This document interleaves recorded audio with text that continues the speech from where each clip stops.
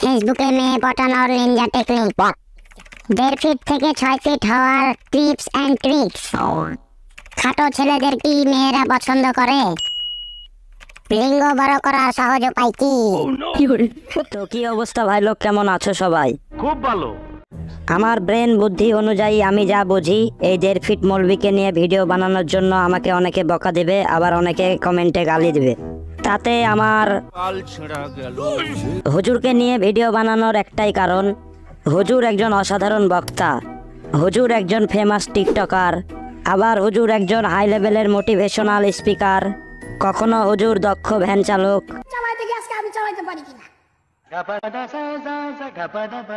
কখনো সে food blogger.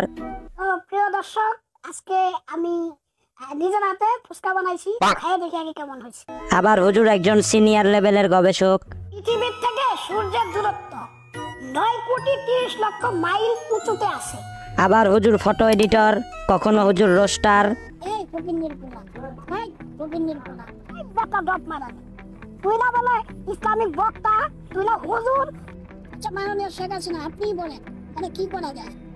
একজন smart ভিকারির বাচ্চা ডাকাত, ওয়াজ মাহফিলের নামে টাকা পয়সা লুট করে 70,000 হাদিয়া। মানে যখন যেই ব্যবসা ভালো চলে আর কি। আচ্ছা মাননীয় শেখ হাসিনা, আপনিই বলেন তাহলে কি করা যায়? হাসিনা কি তোর সম্পর্কে মা হয় নাকি, বেটা আওয়ামী লীগের বাচ্চা?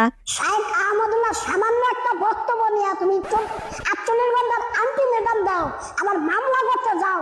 কই কালকের আগের দিন তো এসআই সব কি বলছে, তা নিয়ে তো কোনো আলটিমেটাম দাও না, তা নিয়ে তো কোনো মামলা করতে যাও না। বেশি বুঝো তুমি না, পারলে ওই পুলিশের বিরুদ্ধে কিছু করে দেখাও, বলে দেখাও মিয়া। যত বড় মানুষ না তার চেয়ে বড় বড় কথা। বাড়িতে গিয়ে মামনিকে বলো কমপ্লেন প্লাই। আমার গার্লফ্রেন্ডকে আমি কিছু ইসলামিক বই গিফট করেছিলাম, and after a few days সেগুলো স্টাডি করার পর সে আমার সাথে ব্রেকআপ করে দিয়েছে।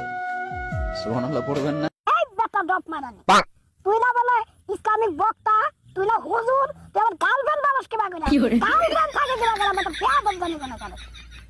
আরে বেটা ড্রপ মারানির ছেলে, হাফ টিকিট।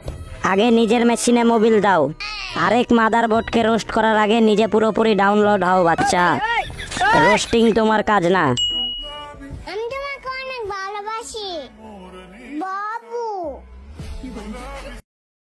আপনাদের ভাই বোন থাকলে কিভাবে ভালোবাসা করতে হয় সেটা শিখান, আর আমার ভাই আমাকে ইসলাম শিখান, কারণ আমি মাদ্রাসায় পড়ি।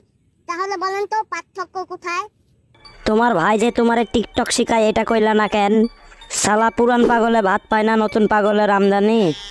বেটা দুই ভাই মিল্লা ফেসবুক টিকটক রে একেবারে গণশৌচাগার বানায় ফেলছে। এদেরকে বাঁশ ভরে দিলে বাঁশটাই পচে যাবে। আমি বুঝি না পাবলিক কোন ধরনের চুতিয়া হলে এই ধরনের চুতিয়া বক্তব্য শুনে।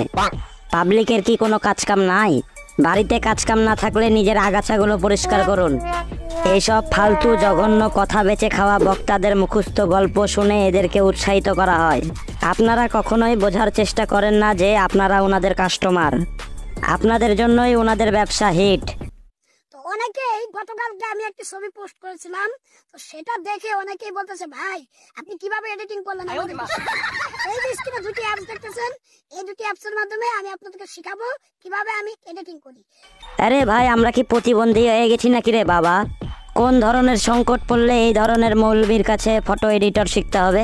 এখনকার 90% ছেলে মেয়েরা ফটো এডিট করতে জানে, তোর মতন 1.5 ফুটিয়ার কাছে এডিট শিখতে হবে না। যাবাক, যেখানে ছবি তোলায় হারাম সেখানে হুজুর আমাকে ছবি এডিট শিখাইতে এসেছে।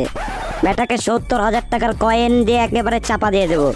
এই পোলিওরে নিয়ে বক্তৃতা দিতে আমার আর ভালো লাগছে না। তোমাদের যদি ভালো লাগে তাহলে লাইক মারো, চ্যানেলে নতুন হইলে সাবস্ক্রাইব মারো, আর ইচ্ছে না হইলে আমাকে মারো। কিছু একটা মারো, মারো মারো मारो मुझे मारो, मारो मुझे मारो।